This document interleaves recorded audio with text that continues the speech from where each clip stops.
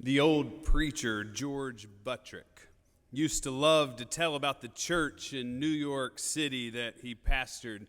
They had a window right over the communion table that was stained glass.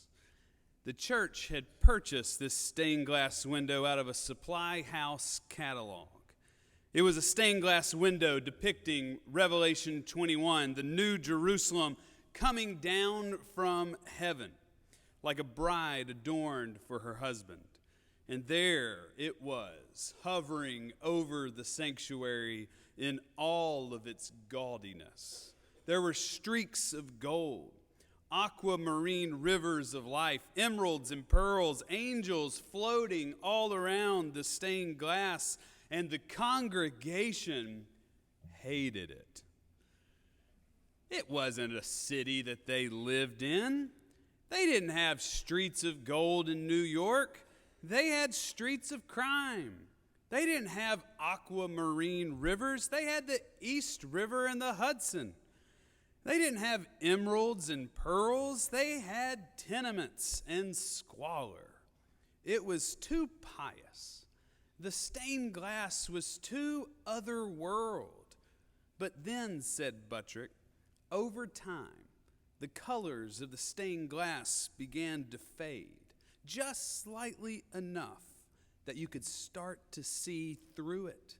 You could see the outline of the skyscrapers and the tenements of the city of New York and beyond. It was then, said Buttrick, that the window began to take on power for this congregation. They finally saw the merger of God's city with theirs. In this moment in the sanctuary, they realized God's timing and our timing merge. Communion is the merger of God's time with our time. Now, we could eat this meal this morning and it just be like any other meal.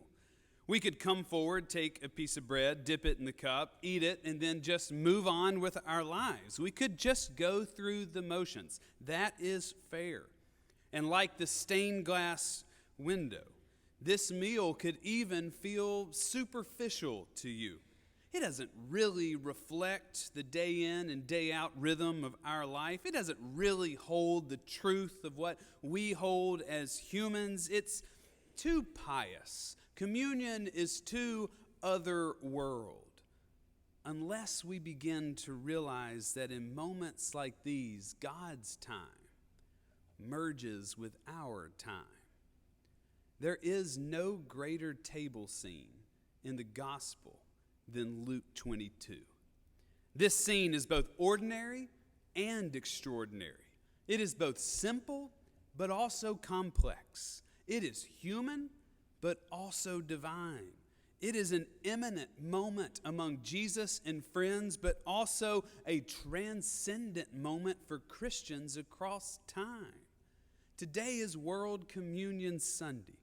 Christians around the globe are partaking in this meal, and they're contemplating the power of Luke 22, and we're joining in. So hear these words again. When the hour came, he took a place at the table, and the apostles with him.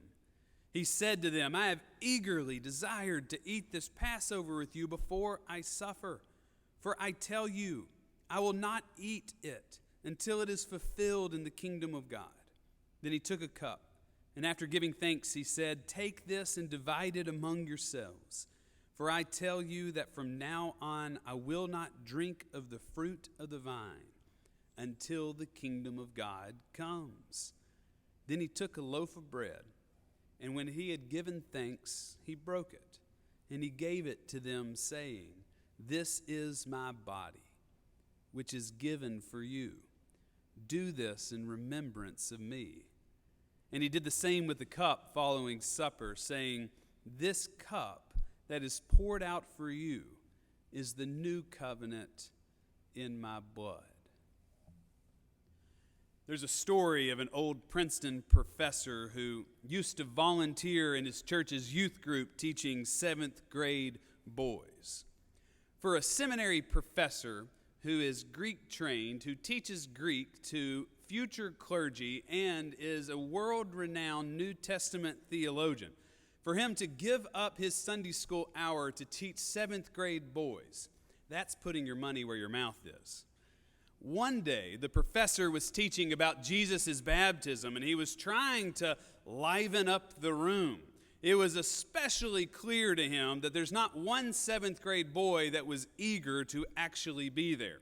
So he said, guys, in the Gospel of Mark, the heavens rip open. The Greek word for rip is the same word we use for schizophrenia or schism. It's a tearing of a veil. Heaven is ripped wide open, and finally, we can get to God. There were crickets in the room, except for one 7th grader who looked at him and said, "That's not what that means." "Really?" questioned the tenured New Testament professor at Princeton University, who had taught Greek for 20 plus years. "Tell us, what does this word mean?" "It means God can get to us." The professor in his heart knew it. This pretentious little 7th grader was absolutely right. God comes to us. God's timing is God's spacing. It merges into ours.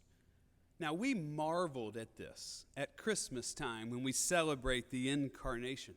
We see it again at Jesus' baptism. Then we see it in every chapter of the gospel in Jesus' healings and teachings and journeys and miracles. But it shines most clearly when we gather at the table for communion. The reality that God comes to us is perhaps the single most important detail and aspect in all of Christianity. The God of the universe sees fit to join us, to commune with us, to enter into our time and our space, to suffer alongside of us, to save us. I mean, God's timing and God's spacing, it merges in with ours when we share in communion. But if you want to see it, if you want to experience it, if you want to be reminded that you are not alone in this world, then you have to open your heart when you come to the table.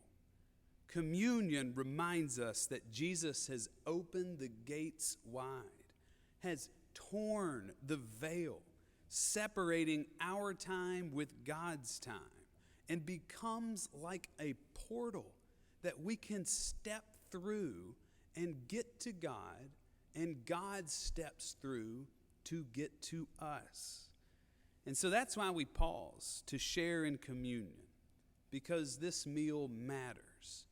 It feels ordinary, but it points to the extraordinary.